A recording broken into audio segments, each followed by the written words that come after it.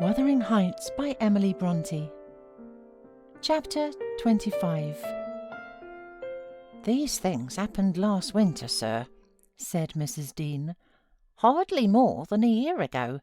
Last winter I did not think at another 12 months' end I should be amusing a stranger to the family with relating them.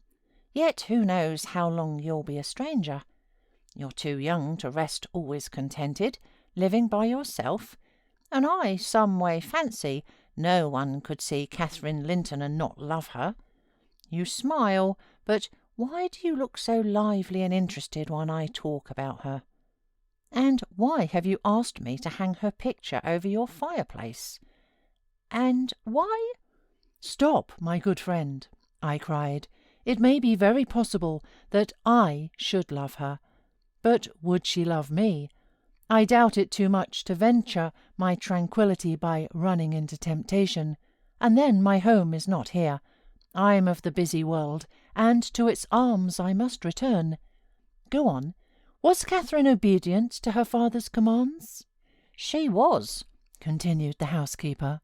"Her affection for him was still the chief sentiment in her heart, and he spoke without anger. He spoke in the deep tenderness of one about to leave his treasure amid perils and foes, where his remembered words would be the only aid that he could bequeath to guide her. He said to me a few days afterwards, 'I wish my nephew would write, Ellen, or call. Tell me, sincerely, what you think of him. Is he changed for the better, or is there a prospect of improvement as he grows a man?' 'He's very delicate, sir,' I replied, 'and scarcely likely to reach manhood. But this I can say, he does not resemble his father, and if Miss Catherine had the misfortune to marry him, he would not be beyond her control, unless she were extremely and foolishly indulgent. However, master, you'll have plenty of time to get acquainted with him, and see whether he would suit her. It wants 4 years and more to his being of age.' Edgar sighed, and walking to the window looked out towards Gimmerton Kirk. It was a misty afternoon, but the February sun shone dimly, and we could just distinguish the 2 fir trees in the yard and the sparely scattered gravestones.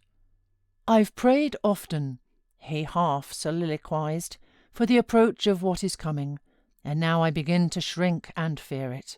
I thought the memory of the hour I came down that Glen, a bridegroom, would be less sweet than the anticipation that I was soon, in a few months, or possibly weeks, to be carried up and laid in its lonely hollow.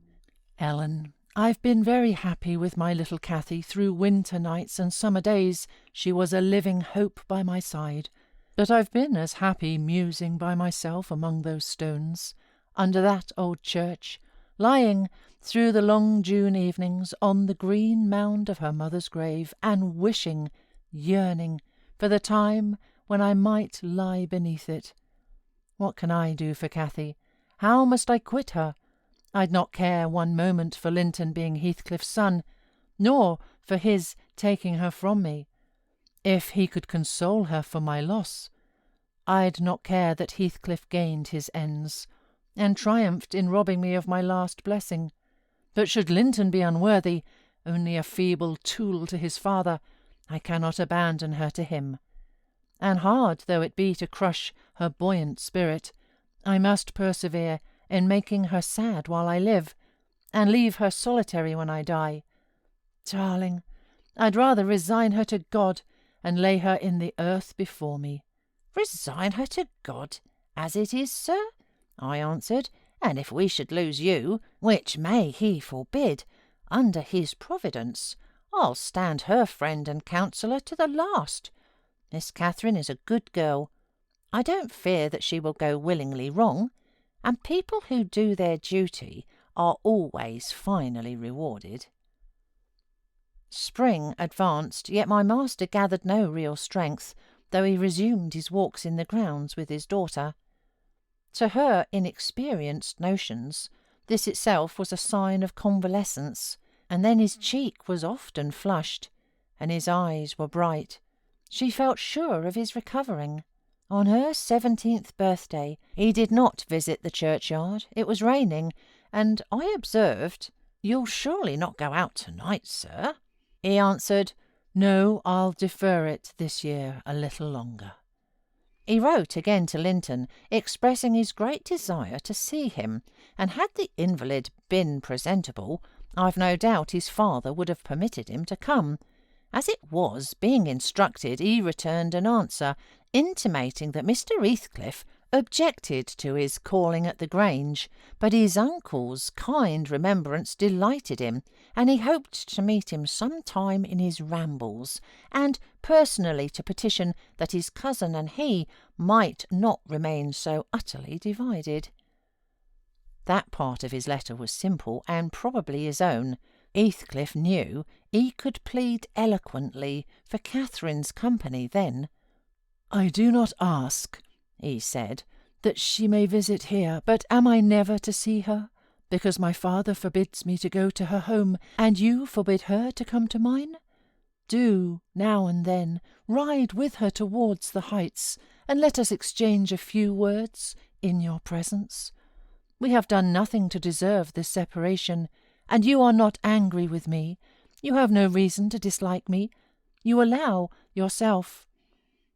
Dear uncle, send me a kind note tomorrow, and leave to join you anywhere you please, except at Thrushcross Grange. I believe an interview would convince you that my father's character is not mine. He affirms I am more your nephew than his son, and though I have faults which render me unworthy of Catherine, she has excused them, and for her sake you should also. You inquire after my health. It is better, but while I remain cut off from all hope, and doomed to solitude, or the society of those who never did and never will like me, how can I be cheerful and well?" Edgar, though he felt for the boy, could not consent to grant his request, because he could not accompany Catherine. He said in summer perhaps they might meet.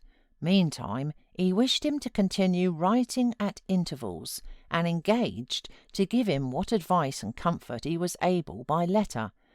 Being well aware of his hard position in the family, Linton complied, and had he been unrestrained would probably have spoiled all by filling his epistles with complaints and lamentations. But his father kept a sharp watch over him, and of course insisted on every line that my master sent being shown. So, instead of penning his peculiar personal sufferings and distresses, the themes constantly uppermost in his thoughts, he harped on the cruel obligation of being held asunder from his friend and love, and gently intimated that Mr. Linton must allow an interview soon, or he should fear he was purposely deceiving him with empty promises. Catherine was a powerful ally at home, and between them they at length persuaded my master to acquiesce in their having a ride or a walk together about once a week under my guardianship, and on the moors nearest the Grange, for June found him still declining. Though he had set aside yearly a portion of his income for my lady's fortune, he had a natural desire that she might retain, or at least return in a short time to the house of her ancestors, and he considered her only prospect of doing that was by a union with his heir. He had no idea that the latter was failing almost as fast as himself, nor had anyone, I believe. No doctor visited the Heights, and no one saw Master Heathcliff to make report on his condition among us. I, for my part, began to fancy my forebodings were false, and that he must be actually rallying. When he mentioned riding and walking on the moors, and seemed so earnest in pursuing his object, I could not picture a father treating a dying child as tyrannically and wickedly as I afterwards learned Heathcliff had treated him. To compel this apparent eagerness, his efforts redoubling, the more imminently His avaricious and unfeeling plans were threatened with defeat by death.